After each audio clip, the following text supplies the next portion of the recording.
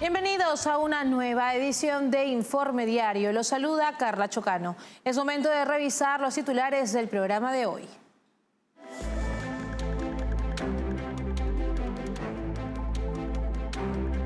La expresidenta de Argentina, Cristina Fernández de Kirchner, enfrentará un juicio por la firma de un acuerdo de cooperación judicial con Irán en el 2013. El presidente francés Emmanuel Macron anunció que nombrará un nuevo primer ministro en los próximos días, luego de la renuncia de Michel Barnier tras perder una moción de censura en el Parlamento.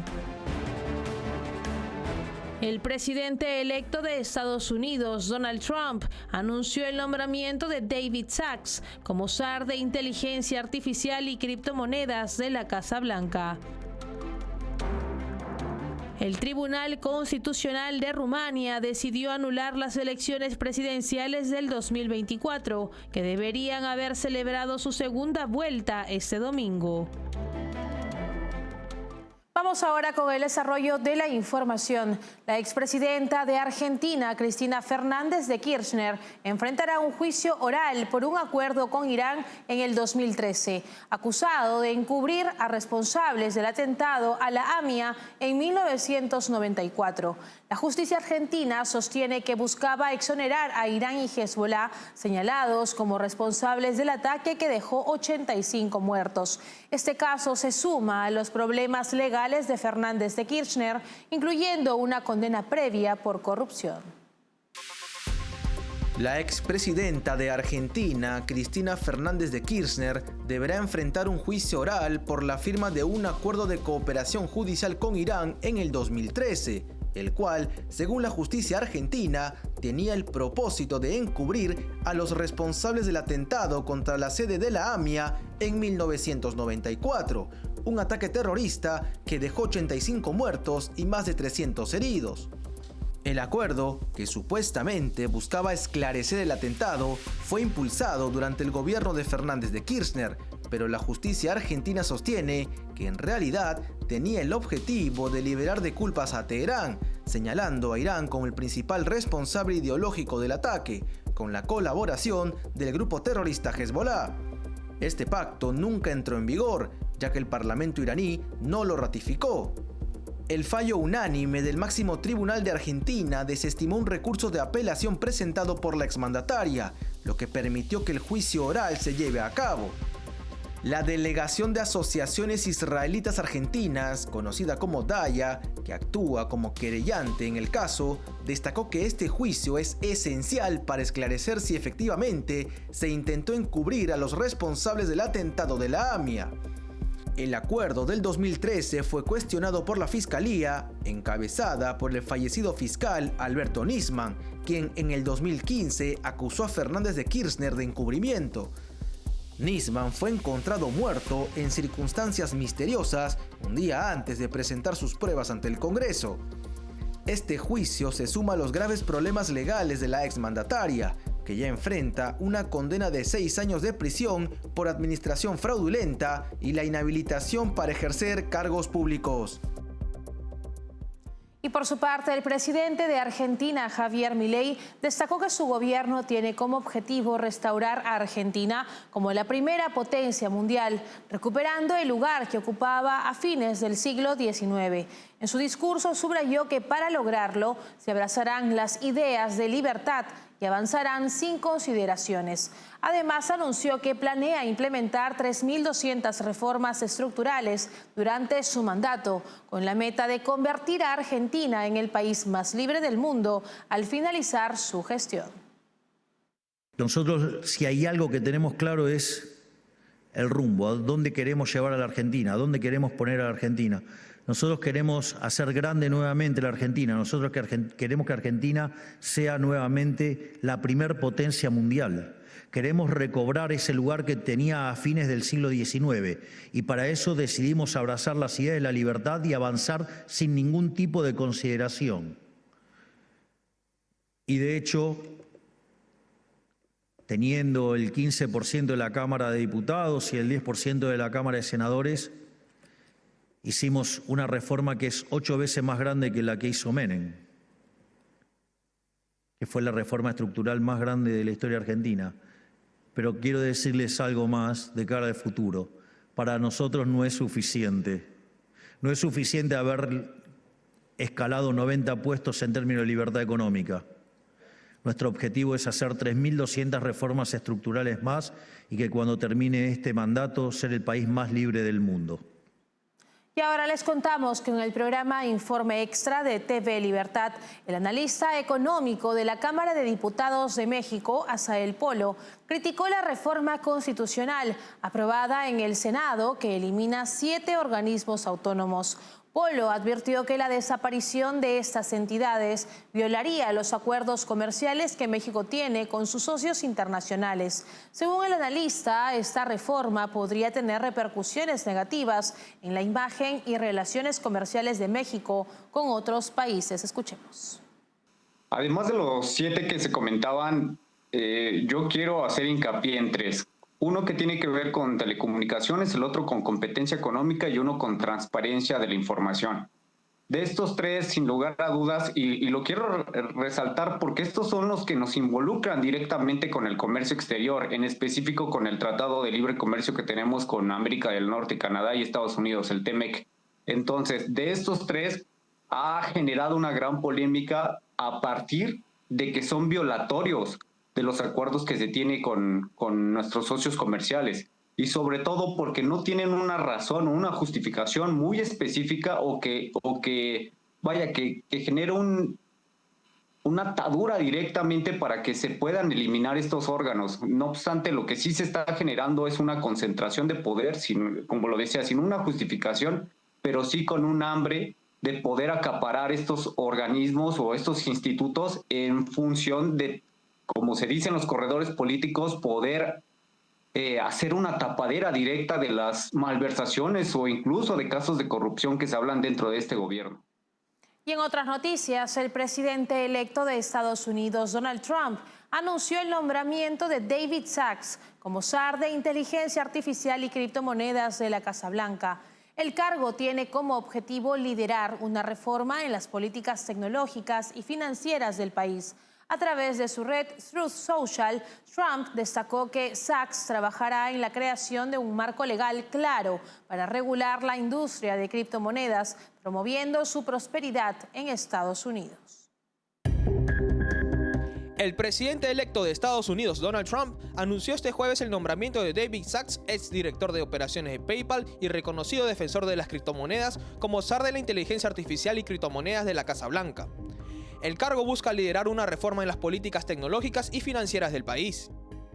Trump, a través de su red Truth Social, señaló que Sacks trabajará en un marco legal que otorgue claridad regulatoria a la industria de criptomonedas, permitiéndole prosperar en Estados Unidos.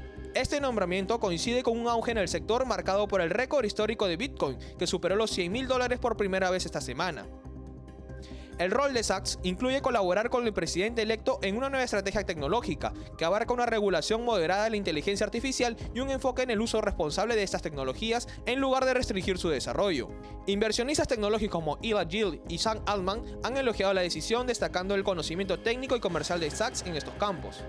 Sacks, miembro del influyente grupo PayPal Mafia, se une a figuras prominentes como Elon Musk y Peter Thiel en el equipo de Trump.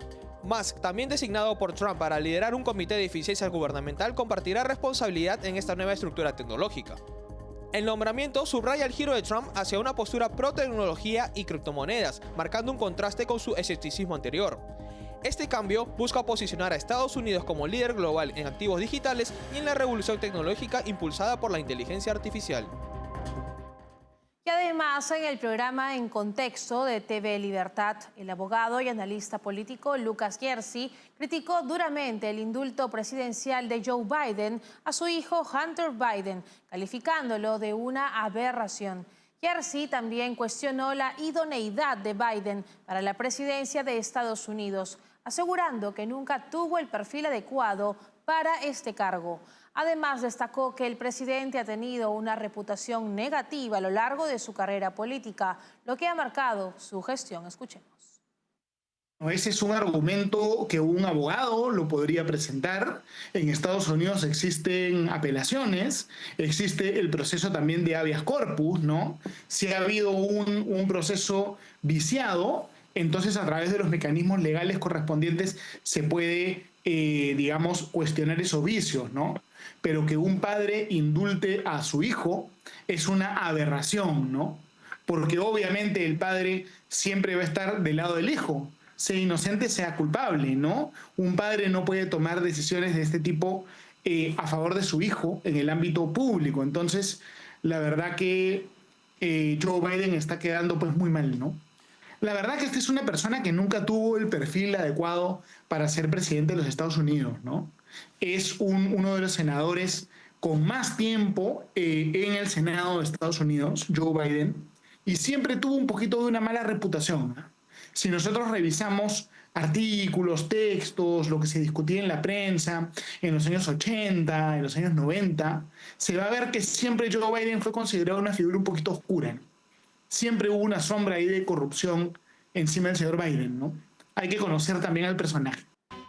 Nos separamos por unos instantes, volvemos con más tras la pausa.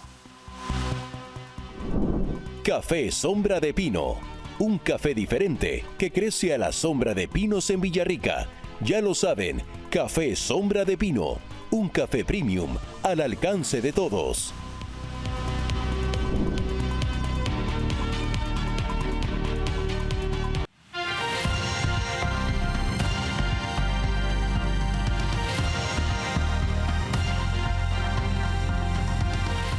Les contamos que Paraguay expulsó al diplomático chino Zhu Wei por intromisión en asuntos internos tras presionar al país a elegir entre relaciones con China o Taiwán. Zhu, presente en un evento de la UNESCO, se reunió con legisladores paraguayos y promovió la exclusividad diplomática de Beijing. El gobierno canceló su visa, acusándolo de desviar su misión oficial. Paraguay reafirma su vínculo con Taiwán, pese a las presiones chinas, y busca oportunidades comerciales mediante el Mercosur. El gobierno de Paraguay ha tomado una decisión contundente al expulsar del país a Zhu Wei, un diplomático chino, tras su intervención en asuntos internos del país. El diplomático, quien se encontraba en Paraguay participando en un evento de la UNESCO, fue acusado de intentar influir en la política exterior de Asunción, específicamente en la relación del país con Taiwán. Zhu, identificado como enlace con América Latina del Ministerio de Exteriores de China, se reunió con legisladores paraguayos, como Eber Villalba y Billy Besken, durante su estancia en el país. En esas reuniones, el diplomático chino insistió en que Paraguay debía elegir entre mantener relaciones con Beijing o con Taiwán, afirmando que no era posible sostener vínculos diplomáticos con ambos países de forma simultánea. El gobierno paraguayo consideró que la actitud de Zhu Wei fue una clara intromisión en los asuntos internos del país, y por ello el Ministerio de Exteriores canceló su visa y le otorgó un plazo de 24 horas para abandonar el territorio nacional. En declaraciones a la emisora ABC Cardinal, el viceministro Juan Bayardi expresó su rechazo a las acciones del diplomático chino, subrayando que este se había desviado de su misión original y se dedicó a hacer política. Además, la embajada de Taiwán en Asunción condenó enérgicamente las palabras de Zhu, tachándolo de infiltrado de Beijing, y reafirmó el compromiso de Paraguay con Taiwán, un vínculo diplomático que ha perdurado por más de 60 años. Paraguay, el único país sudamericano que mantiene relaciones diplomáticas con Taiwán, se enfrenta a presiones crecientes de China. No obstante, el gobierno de Santiago Peña ha reiterado que no romperá sus lazos con Taiwán, aunque busca explorar nuevas oportunidades comerciales con China a través del Mercosur. El Tribunal Constitucional de Rumania ha decidido anular las elecciones presidenciales del 2024, que debían celebrar su segunda vuelta este domingo. La medida se toma tras sospechas de injerencia rusa en el proceso electoral. La segunda vuelta, que enfrentaba al ultranacionalista Georgescu y a la europeísta Elena Lasconi, queda suspendida. El futuro político de Rumania dependerá de una nueva convocatoria electoral en las próximas semanas. El Tribunal Constitucional de Rumania decidió anular las elecciones presidenciales del 2024 que deberían haber celebrado su segunda vuelta este domingo. La anulación se produce tras sospechas de injerencia rusa en el proceso electoral. La Corte ha determinado que se debe reiniciar todo el proceso para garantizar su validez y su legalidad. La controversia comenzó después de la primera vuelta de las elecciones, celebrada el 24 de noviembre, en la que el candidato ultranacionalista Calin Georgescu sorprendió al ocupar el primer lugar. Sin embargo, el miércoles la presidencia desclasificó documentos que incluían acusaciones graves contra Georgescu y su vínculo con Rusia, destacando una supuesta promoción masiva en redes sociales y una serie de ciberataques dirigidos contra Rumania. El Tribunal Constitucional consideró que las irregularidades eran lo suficientemente graves como para invalidar todo el proceso y pidió que el gobierno fijara una nueva fecha para la elección presidencial. La decisión fue respaldada por informes de inteligencia que confirmaron que la campaña de Georgescu había estado respaldada por una estrategia de injerencia externa asociada a un actor estatal identificado por los medios rumanos como Rusia. Además, se reportaron alrededor de 85.000 ciberataques provenientes de Rusia, cuyo objetivo era dividir a la sociedad rumana y fomentar narrativas antioccidentales. La segunda vuelta de las elecciones, en la que deberían haberse enfrentado el ultranacionalista Georgescu y la europeísta Elena Dasconi, queda ahora suspendida y el futuro político de Rumania depende de una nueva convocatoria electoral que se establecerá en las próximas semanas. Y la Unión Europea ha ordenado a la red social TikTok congelar los datos vinculados a las elecciones presidenciales de Rumania, según un comunicado emitido este jueves. La medida se tomó bajo el marco de la Ley de Servicios Digitales de la Unión Europea, diseñada para regular las operaciones de las grandes plataformas digitales en Europa. Esta decisión coincide con la preocupación expresada por Estados Unidos sobre posibles interferencias extranjeras en los comicios rumanos. Tras el sorprendente ascenso del ultranacionalista prorruso Calin Georgescu, quien ganó la primera vuelta de las elecciones presidenciales el 24 de noviembre. Los documentos desclasificados por las autoridades de seguridad rumanas revelaron que Georgescu fue ampliamente promovido en TikTok mediante cuentas coordinadas, algoritmos de recomendación y publicidad pagada, aunque el candidato declaró no haber gastado fondos en su campaña. Estos informes apuntan a que Rumania fue objeto de agresivos ataques híbridos rusos. Moscú ha negado cualquier injerencia en los procesos electorales del país. Este viernes, el Tribunal Constitucional de Rumania decidió anular las elecciones presidenciales del 2024, que deberían haber celebrado su segunda vuelta este domingo por sospechas de injerencia rusa en el proceso electoral. La Corte ha determinado que se debe reiniciar todo el proceso electoral para garantizar su validez y legalidad. Nos separamos por unos instantes, regresamos con más en esta edición de Informe Diario. Café Sombra de Pino, un café diferente que crece a la sombra de pinos en Villarrica. Ya lo saben, Café Sombra de Pino, un café premium al alcance de todos.